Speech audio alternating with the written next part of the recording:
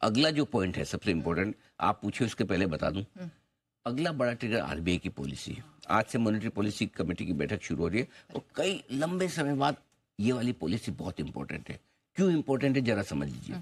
Number 1, नए governor साहब संजय मल्होत्रा साहब की ये पहली पॉलिसी है, ठीक है। उनका थोड़ा बहुत ट्रैक रिकॉर्ड हमें पता है, फाइनेंस मिनिस्ट्री में उनका बड़ा लंबा अनुभव है, किस तरह से काम करते हैं, लेकिन हर पोस्ट की अलग इंपॉर्टेंस है, राइट। फाइनेंस मिनिस्ट्री अलग जगह है, आरबीआई गवर्नर की पोस्ट अलग है। शक्तिकांत दास साहब भी वहां से आए थे, बहुत जोरदार काम किया उन्होंने 2 टर्म में, शानदार और मतलब कमेंडेबल है। और मल्होत्रा साहब से भी ऐसी उम्मीद है।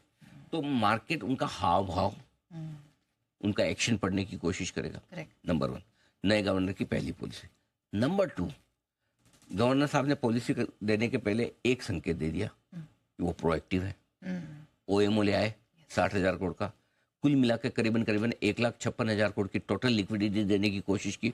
तो उन्होंने ये संकेत दिया, मैं गवर्नर मैं चाहता हूँ, अगर समझो मैं गवर्नर हूँ, मेरी पहली पॉलिसी है, मैं क्या चाहूंगा यार, बढ़िया हेडलाइन बने, नए गवर्नर ने ये तोहफा दिया, करेक्ट, ओएमओ को बड़ा रेट, लेकिन नहीं, उन्होंने क्या सोचा, जो चीज जिस वक्त जरूरी हो दे दो, मैं पॉलिसी तक वेट नहीं करूंगा। अगर आज लिक्विडिटी की जरूरत है बाजार को, मैं आज ही दे दूंगा। Headline is not important, action is important, ठीक है। ये दूसरी चीज।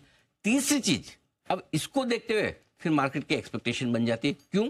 क्योंकि बजट आपकी फिस्कल पॉलिसी डिसाइड करता है और आरबीआई मॉनेटरी पॉलिसी। तो फिस्कल पॉलिसी के हिसाब से बजट परफेक्ट है। ओके। अब मॉनेटरी पॉलिसी के हिसाब से अगर आरबीआई ने कॉम्प्लीमेंट कर दिया रेट कट से, इफेक्टिवली लोग मानते हैं कि रेट कट से ज्यादा इंपॉर्टेंट है सिस्टम की लिक्विडिटी जो आ गई, तो वो एक तरह से रेट कट का इनडायरेक्ट स्वरूप है। लेकिन फिर भी ऑफिशियल भी तो कुछ चाहिए ना आपको, कि भाई ऑफिशियली आरबीआई ये बोल दे रेट कट का सिग्निफिकेंस क्या है। ऐसे तो काम फिर लिक्विडिटी से चला लो, जब चाहिए आरबीआई पैसा सिस्टम में डाल दे, जब चाहे निकाल ले, अपने आप मैनेज है सारी चीजें।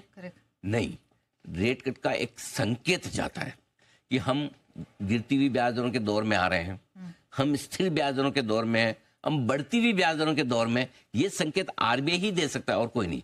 और ये संकेत आरबीआई को कब आता है? जब उन्हें लगता है कि महंगाई कितनी काबू में रहेगी, ग्रोथ का क्या हाल है। इस माहौल, महंगाई और ग्रोथ को देखकर हम क्या ब्याज दरें बढ़ा या घटा सकते हैं? इसलिए रेट कट की इंपॉर्टेंट है। बहुत लोग कहते हैं कि इंपॉर्टेंट नहीं, इंपॉर्टेंस है। भले ही आपको लिक्विडिटी मिल गई, वो जरूरी थी, लेकिन रेट कट से आरबीआई का आगे का डायरेक्शन आपको समझ में आता है कि आगे इकोनॉमी में क्या होने वाला है। इसलिए ये पॉलिसी सबसे इंपॉर्टेंट हो गई पिछले कुछ समय से। और मुझे ये मानता है कि रेट कट अगर आ जाता है तो बाजार और दौड़ेंगे। अच्छा। और शायद कल की शॉर्ट कवरिंग में एक कहीं न कहीं back of the mind FIS के दिमाग में ये था, 4.4 का अगले साल के लिए वित्तीय घाटा, पॉलिसी में रेट कट। भाइयों, शॉर्ट रहने में समझदारी नहीं है, बेचने में हड़बड़ी नहीं करनी, ये क्रिस्टल। ठीक है, डन। अच्छा सर, एक और चीज, ये मिड और स्मॉल कैप शेयर, क्या अब इसमें कमाई का मौका, तेजी के क्यूज बन रहे हैं? हाँ, अब 2 चीजें इसमें। एक तो है ना बहुत फैशनेबल स्टेटमेंट ऐसा, इंटेलेक्चुअल जिसको कहे, मिड कैप स्मॉल कैप में नहीं बनेंगे, लार्ज कैप सेफ है, लार्ज कैप ये लिक्विड है, फलाना फलाना, बहुत अच्छी बात है। लेकिन ये सब जो बोलने वाले जितने लोग बोलते हैं ना, large cap large, fund manager बोले तब तो समझ में आता है। बाकी मार्केट के लोग बोलते हैं ना, किसी को लार्ज कैप में 10-15% रिटर्न में संतोष नहीं है, सबको साल का 30-40-50% चाहिए। लेकिन जब बोलना होगा तो लार्ज कैप बोलेंगे, मिड कैप बोलना जैसे एलएसओ आपकी प्रतिष्ठा के नीचे का। लेकिन मेरा ये मानना है, अगर 20% स्मॉल कैप इंडेक्स घटा हुआ है, 17% मिड कैप इंडेक्स टॉप से घट के करेक्शन हुआ है, और अगर लार्ज कैप स्टेबल रहते हैं, मैं तो ये नहीं कह रहा तेजी हो, स्टेबल भी रहते हैं, तब भी स्मॉल और मिड कैप शेयरों में भी पैसे बनेंगे, 100% बनेंगे। इसलिए दिग्गजों की तेजी से इनको भी सहारा मिलेगा। ऐसा मत सोचिए कि लार्ज कैप, ठीक है, फंड्स को अपनी पोजीशनिंग अपने हिसाब से करनी है, कोई दिक्कत नहीं, वो अपने हिसाब से करें, बढ़िया बात है, बढ़िया चीज है। अब कम से कम इनमें गिरावट और तेजी से नहीं होगी, ये आपको भरोसा आएगा। ठीक है। लेकिन एक ही चीज ध्यान रखें, क्या मिड कैप स्मॉल कैप में आपको वो खरीदना चाहेंगे शेयर जो ज्यादा घटे। अब आपको पहले उसमें एक एनालिसिस जरूर करना है कि सिर्फ ये ज्यादा घटा इसलिए खरीदूं क्या, बल्कि आपको देखना ही है कि अगर फंडामेंटली सारी चीजें ठीक है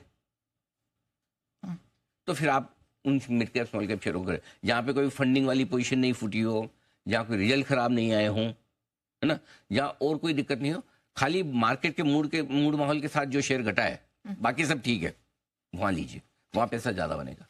ठीक है, डन। चलिए, सर ने आपको बता दिया कि यहाँ से आज के लिए और अगली आने वाले कुछ दिनों के लिए आपको क्या रणनीति अपनानी है, लेकिन सर